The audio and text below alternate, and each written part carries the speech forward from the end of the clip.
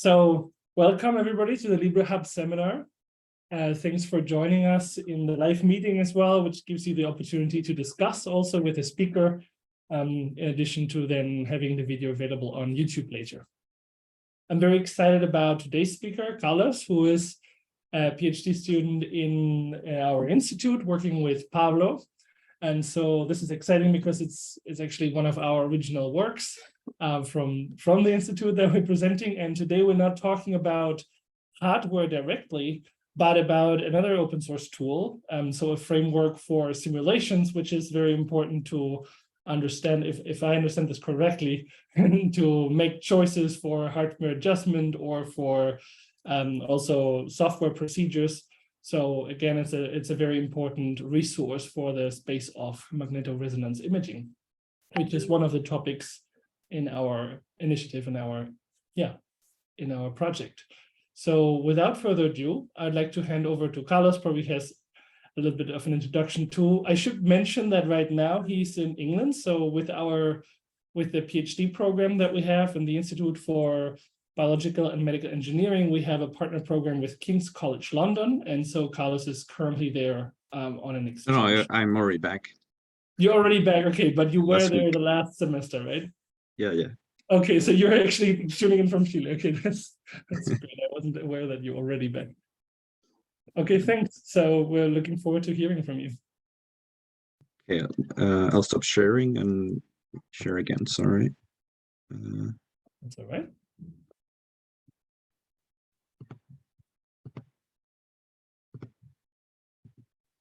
Okay. Yeah, well, thank you everyone for being here so early.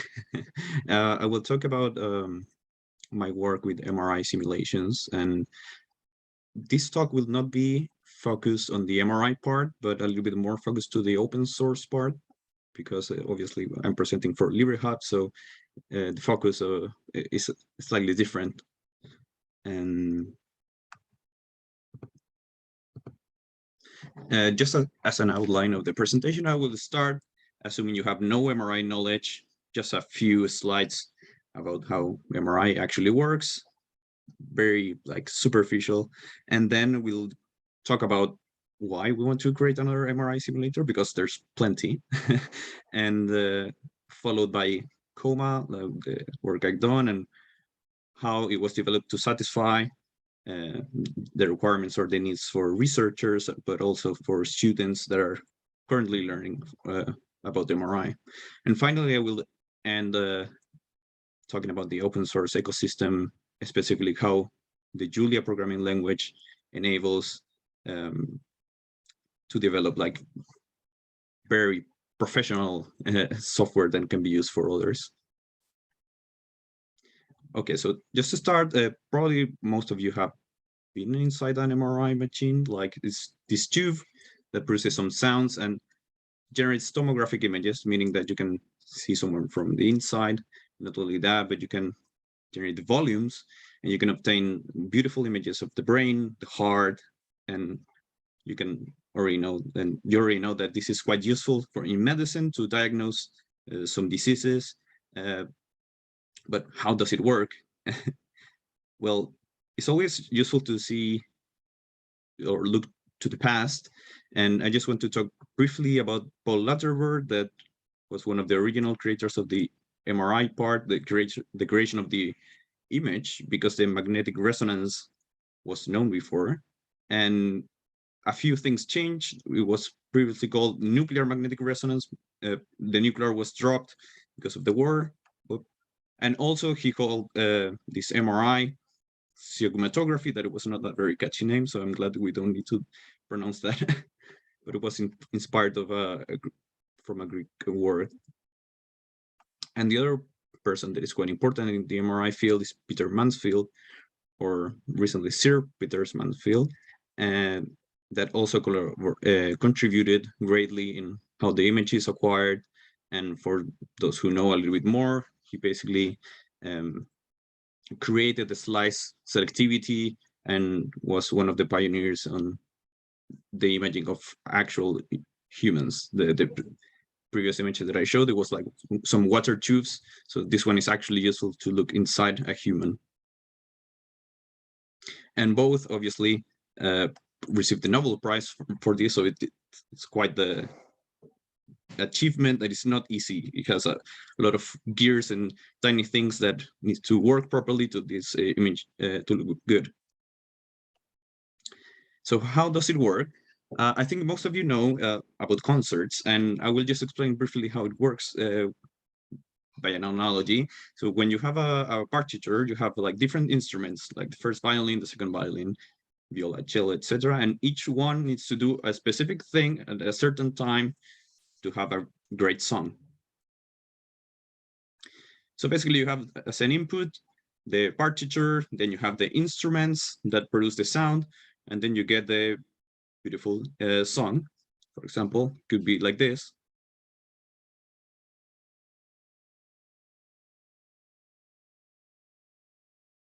I don't hear the audio. Oh, you don't? Oh, really? How do I do this? Well, it was a very good song. We believe you. I'm also not sure what I can do to share the audio. Not sure. Yeah, Sorry. maybe it's my problem, but it was like a classical music song. It doesn't matter. And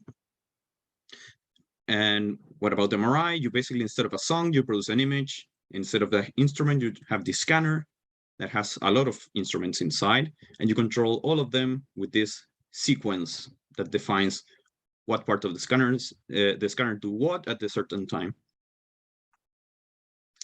But the sequence in MRI doesn't look like that. It looks more like the thing in the right, and it doesn't sound as lovely as the song. And here I had also an audio on how the MRI actually sounds, and it's like obviously awful. Those who have heard it know how it sounds, but it's basically robotic sounds that are not very close to a song. And basically how we can model this scanner or the MRI machine. And it can be summarized by this equation that is called the Bloch equation or Bloch equations that defines the behavior of the magnetization. It doesn't matter what it is, but it's a very complicated physical thing that happens when you have a magnetic field and you control these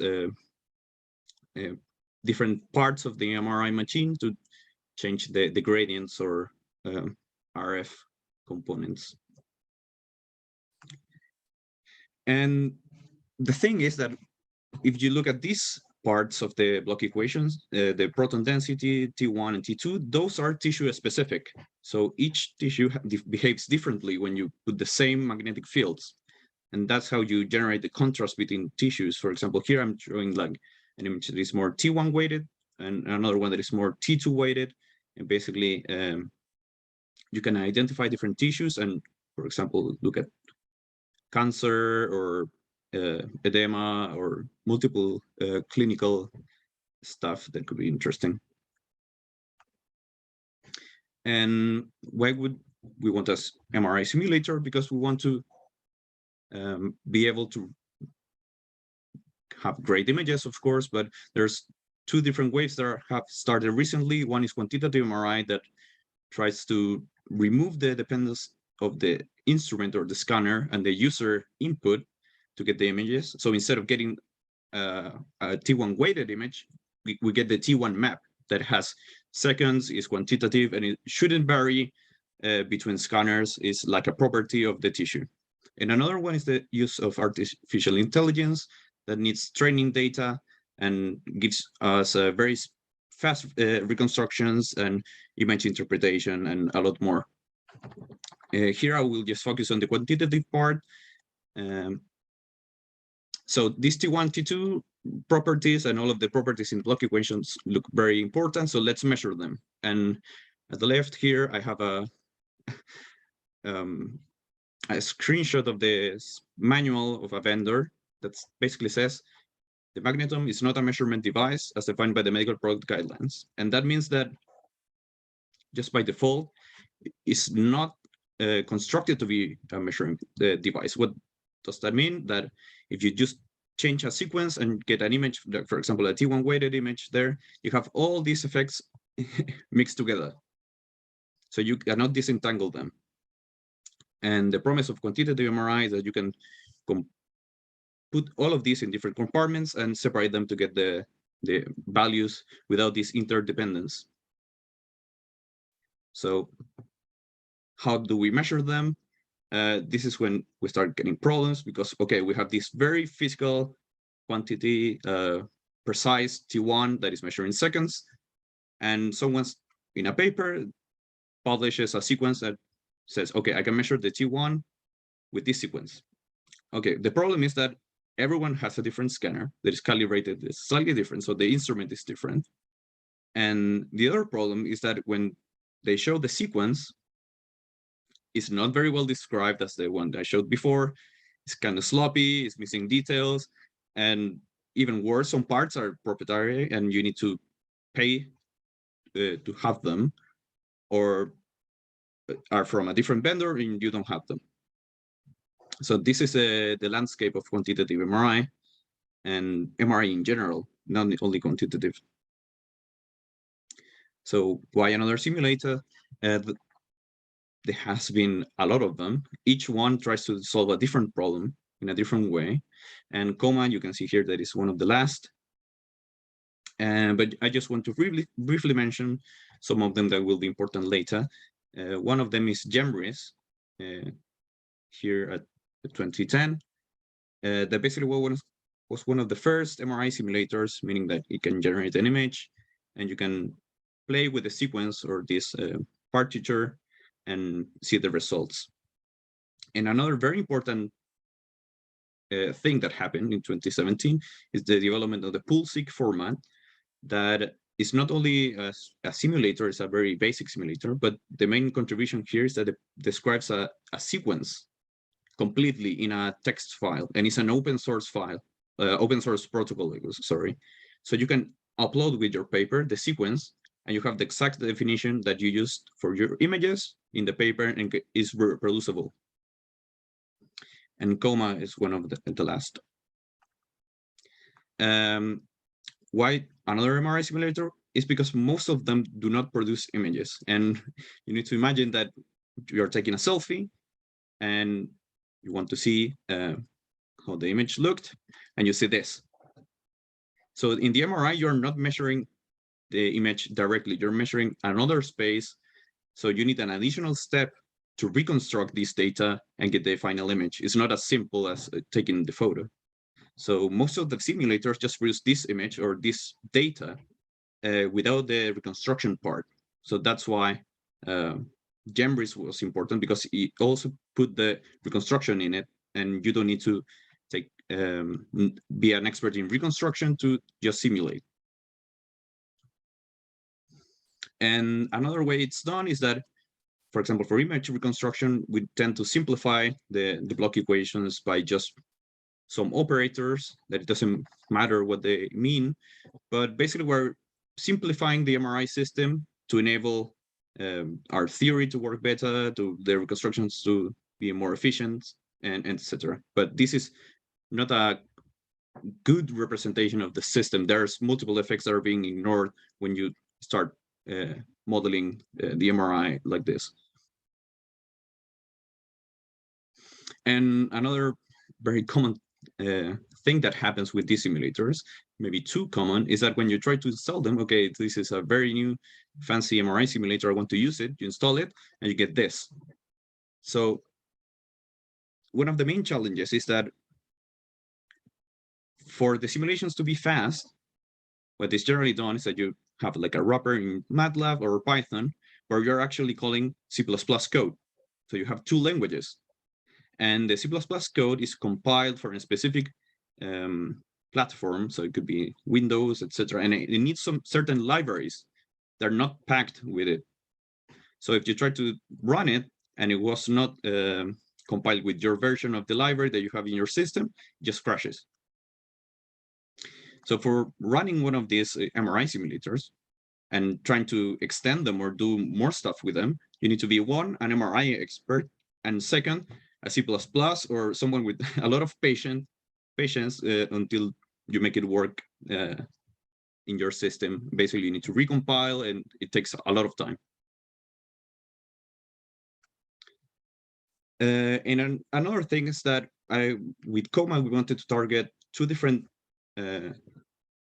people. One is the researcher that wants easy to extend code for their research to just analyze one new aspect of the MRI physics, not to re-implement everything again. So for that, it's very important for the code to be open source so people can look at it and modify it.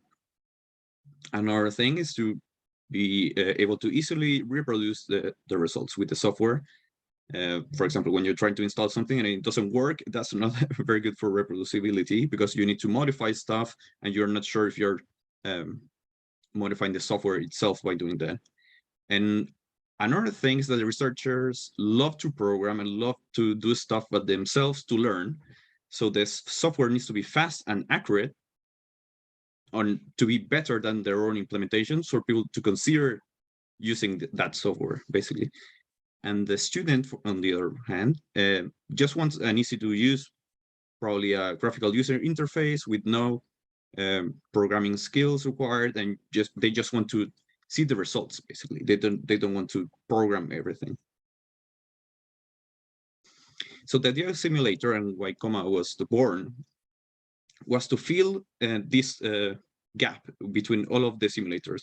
So one of them that I already mentioned is JEMRIS, but there's another one, this MRiLab, that extended basically the idea of an MRI simulator by also adding a GPU acceleration, but it was not constructed to be extensible.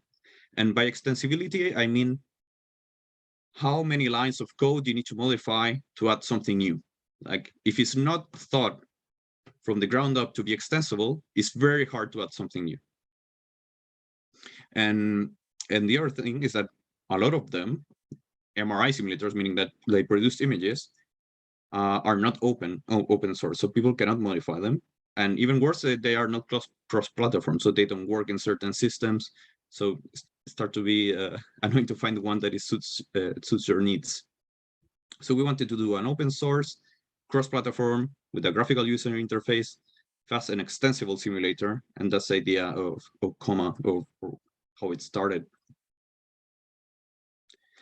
To achieve this, we chose the Julia programming language because the Julia programming language tries to fix this two-language problem that first you need to implement something in MATLAB just to make it work, but it's very slow, and then you port it to C++ to make it fast. But the problem is that then the student that developed that leaves, and no one is able to modify that code ever again. So in Julia, the idea is that it's easy to write. So the syntax is very easy, like Python and MATLAB, but you can generate very fast code, like comparable to C or C++.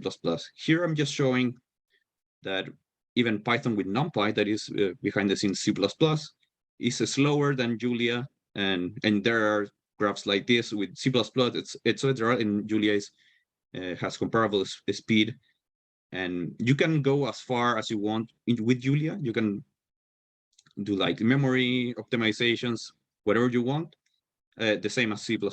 Julia, by the way, is a compiled language, so that's what it makes it fast. And this is just an example on how the syntax looks. This is a plot of a sine wave in all of three languages, and as you can see in Julia, the syntax is not like C++, it's more closely represented by the MATLAB code or the Python code, etc. So it's very easy to start if you already know Python or MATLAB. So one of the things that Koma does is that it uses open source standards. So for example, the sequence the definition that we have already talked is the poolseq standard that uses this open definition of the sequence. Then it generates raw data. This is this very weird image that I showed. Also in an MRD format, is a community guided standard that is open source as well. And then for the reconstruction, we use an MRI Reco package that it was developed by the MRI community in Julia, and basically reconstruct with advanced reconstructions, and you can produce an image. We developed Koma to be fast. So one of the things we did to make it fast is to do parallelization. We did GPU and CPU parallelization. Here I'm just showing like briefly how it works, but the important part here is that each section of the phantom or the virtual object can be divided in multiple simulations that run in parallel. So you don't need to wait for one to start the other. You can do them all at the same time, and that's what makes it very fast. Another consideration that it was hard to implement, but it makes Koma more flexible, is that all of these functions are specialized for a simulation method. What that means is that you can change the simulation method to whatever you want and define these simulation functions however you want, and you don't need to touch the source code of Koma to start adding additional stuff. So that's it was thought from the ground up to be extensible. Obviously, researchers care about accuracy, so we simulated the same sequence with JEMRIS, that is a very well-established simulator that uses a completely different method to simulate. It solves the partial differential equations, and it has an ODE solver. So it's very accurate, but very slow. And we compare this with Koma, and basically you get identical results for all the tested scenarios, achieving less than 1% or 0.1% error when you compare the signals between them. Also, we compared the speed with JEMRIS, that is, by the way, written in C++, and MRiLab that has C++ and CUDA, that also has the GPU part, and the speed of the CPU implementation is comparable to the MRiLab, and the GPU is even faster than MRiLab, just by implementing it in Julia. I want to briefly talk about the GPU optimization part, because this is one of the strengths of Julia, that people really took care of everything to make it as easy as possible. So for example, to benchmark the simulation functions, well, for the paper, this is the story. So I was writing the paper and I was trying to compare my simulator with the MRiLab, and what happened is that simulator was faster than Koma. So I was like, okay, we have a problem. We need to profile and see what's happening inside our simulator and why it's so slow. So just by using CUDA and profiling the simulation function and adding some extra tags, you can see that when you run the run spins per session function here, you have a lot of memory copying from the device to host. That means that you're removing memory from the GPU to the CPU, and that's very slow. And you have some times that this GPU is being used, that shown in blue, but you have a lot of times that the GPU is not being used at all. So I saw this and I fixed this problem, and now it looks more like this. So there's not a lot of CPU, GPU memory transfers, just one big one in the beginning, and the GPU is being used all the time, basically. So just by adding a few extra things to your code, you can profile it even in the GPU. So that's one of the most powerful things in Julia. We tested the ease of use of the simulator and specifically the GUI with some students that were learning about MRI, and the user experience was very good. It was not harder than MATLAB or stuff like that, and it took them less time to do their first simulation. And when they did the simulations were 10 times faster when you compare it to JEMRIS. Here, we didn't use MRiLab because it didn't work on Mac, and some people couldn't just run the simulations with it. So that's one of the problems, actually. And finally, I will talk a little bit about open source and how Julia makes open source projects more professional, because all the guidelines in Julia, or the suggested way of developing a package in Julia, already considers a lot of stuff. One of them is that when you develop in Julia, the same as Python, you can do pip install. Here you can just add Koma in Julia and just works. And this works for all the operating systems. I will show how we test this later. Also, one part that is generally not done by the researchers is the documentation. So we try to put a lot of the effort in the documentation to be useful. So here are a lot of examples. Each of these examples is not just an HTML that shows how it works. It can be downloaded as Julia scripts or Jupyter notebooks, and you can run them in your PC. And they should be exactly the same results as you can see here. So you are reproducing the results with a click. Another thing that is generally not done are tests. And this is very important for all the open source projects and all the projects in general. You need to ensure that some stuff are preserved between versions. Here, for example, I'm just showing that I simulated something with JEMRIS, I simulated something with Koma, and here I'm ensuring that my simulation is not more than 1% off from the JEMRIS simulation. So this is a strict test. And basically, if I modified something in my code and the simulation is less accurate, it will fail when I try to upload it to the GitHub repository. And one of the things is that with this test, you can see what parts of the codes are being run. And basically, you have coverage of the code. There's a lot of code that is not being tested when you just upload a package. And by experience, I can tell you that if you had one test that covers a fraction of the code, that's a bug that you didn't have or you didn't know that existed. Like one test, one bug. The more tests you add, the more bugs you discover. It works like that. And these tests are automatically run when you pull a new version or a commit to the repository in multiple Julia versions, Julia 1.6, 1.8, and Julia 1.9 here. And all of them in 3 operating systems, Ubuntu, Windows, and Mac. So there are a lot of bugs that are just Windows specific. There's a lot of bugs that are Julia 1.6 specific, and you can catch all of them before a user notice. So each time you have a new version, you upload your code, all the tests are run, the documentation is generated with new code, and you can check that everything is correct. This is called continuous integration, by the way.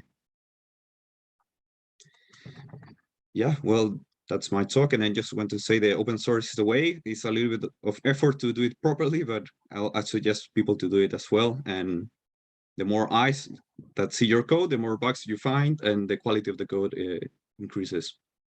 So I want to thank my colleagues at King's College London and also in Chile, and thanks for your patience and for listening. Thank you very much for a super interesting talk. That's very fascinating. So I learned a lot of things. But now we will have some time for questions. So thanks also. It's good that it was relatively short. So then we have time for questions, and I think that's also YouTube friendly. So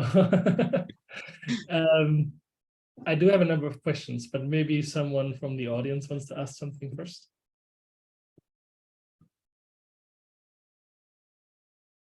So you can just raise your hand, or you can even just unmute yourself.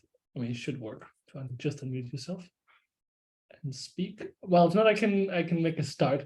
So I'm very interested. Obviously, I've heard a lot about Julia before, but I've never tried it myself. And I'm very intrigued about this last part that you were mentioning, this testing when you upload things to GitHub. Can you explain a little more how that works? So normally when I upload anything to GitHub, it doesn't get tested at all. Is this something that you have to write, or it's like an automatic Julia specific pipeline? It's not Julia specific, but if you go to the Julia page and search how to develop a package, they teach you how to do it. Like they show you how to do it.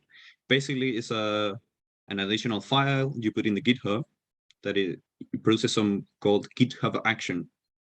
So if you see here, you have multiple GitHub actions. For example, first you install Koma in your test environment, you install Julia, and then you start testing.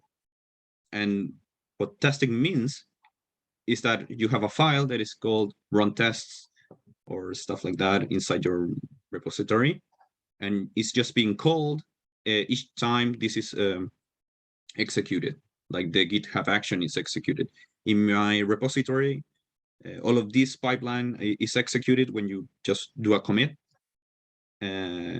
So in each commit, I know if I broke something, so it's very useful.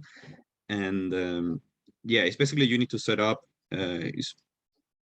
I assume for each language, you can have a template GitHub action file that you can put in GitHub. And it will tell how to run the test and etc.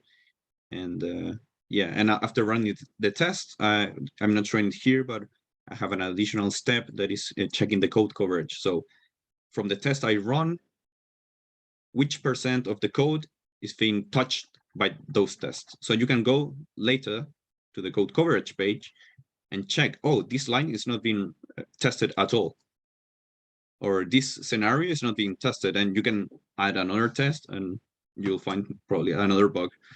So that's how it works. No, that sounds really great. And then you can package, or not package is not the right word, but you can display your material in a Jupyter book on GitHub. Yeah. Julia is compatible with Jupyter notebooks. Nice. So you can just run the Julia as the kernel, and you should be able to install some packages and stuff like that. In the Julia community, they started using not only Jupyter notebook, but what is called Pluto notebooks. That idea, and why it's different from Jupyter notebooks, is that they have the definition of the environment inside. So all the package versions and stuff like that is being saved inside the Jupyter notebook, or sorry, the Pluto notebook, and enables reproducibility. Because sometimes when you have a Jupyter notebook, you try to run it and installs a different version of the package and it doesn't work. So nice, very controversial. So they didn't want to put a planet name anymore. Okay, I have another question that I think this might be a little bit out of what you've tried, but I'm just wondering, do you know if Julia works on single board computers? Like, can you run it on a Raspberry Pi or a Jetson Nano, for example? Do you have any idea about that? I haven't tried it myself, but I would be surprised if it didn't work. It should work. Okay. Yeah, I'm just wondering. I mean, we can usually sticking to Python, but it's interesting. Yeah, I think it would work. Yeah. Image processing speed, it's obviously a big topic. The other advantage of Julia is that you can leave all the functions you're interested in pre-compiled, generate like a compiled version of your code, and basically you have the fastest execution achievable. Because the thing in Julia is that the first time you run a function, if it's not compiled, it compiles it, so it can be a little bit slow the first time you run something, but you can leave everything pre-compiled and should be quite fast. Nice, thanks. Vit, you have a question? Yeah, thanks a lot for the talk. It's quite interesting. You are simulating the pulses, but can you simulate also the different magnets or coils? Not yet, no, because one of the elements I didn't show here is that, well, you have an additional element in MRI that is the coil or the ear that hears the signal. I'm not simulating that yet, but it should be straightforward to do, and you should be able to put it. We're planning to add coils in the near future, but it's not something I did in the first version. But both the B0, the B1, and the gradient coil, because this is mostly only for medical MRI. So you are talking about 3 Tesla.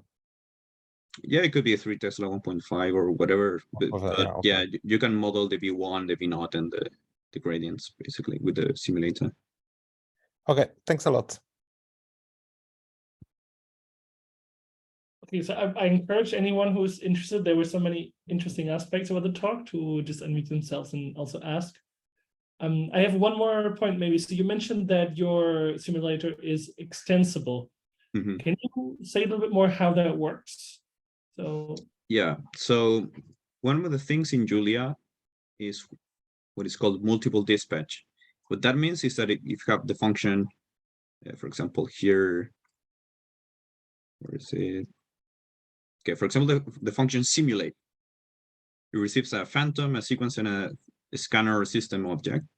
It doesn't matter what they mean, but each one of these have a type. So if I change in the simulation parameter somewhere, the simulation method to a different type, instead of calling the simulation function for the other type, we will call a different one. So you can have multiple functions, or methods is actually the name they use. Multiple methods for the same function that run if the inputs are type A or type B. Maybe an easy example could be the addition. For example, when you have addition and you have numbers, the definition of addition is just add the numbers together. But if you put strings and you use the same plus, it means something completely different. So it calls a different method that you can select what it is. So basically, that's how it works.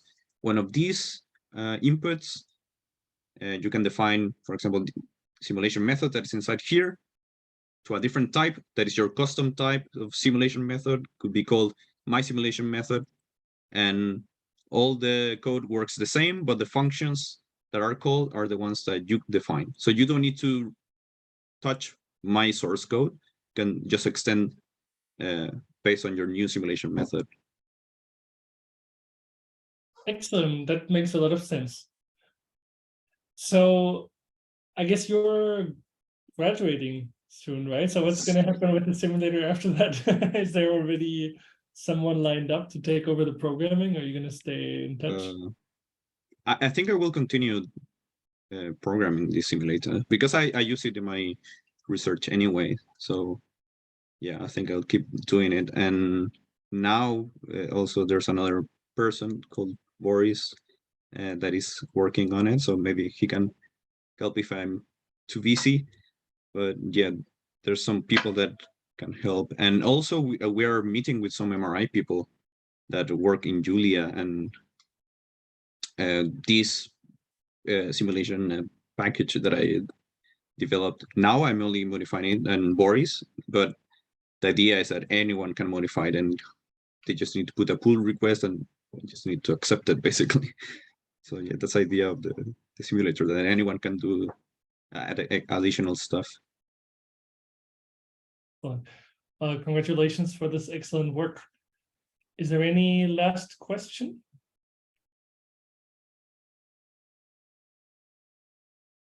Okay, I don't see any raised hand. So then let's thank the speaker one more time. Thank you very much, Carl, for presenting. And yeah, I guess we will all follow what you're up to on GitHub. So thank you one more time for speaking, and then I will stop the recording and we'll make the video available on YouTube as soon as we can. Thank you very much. Bye.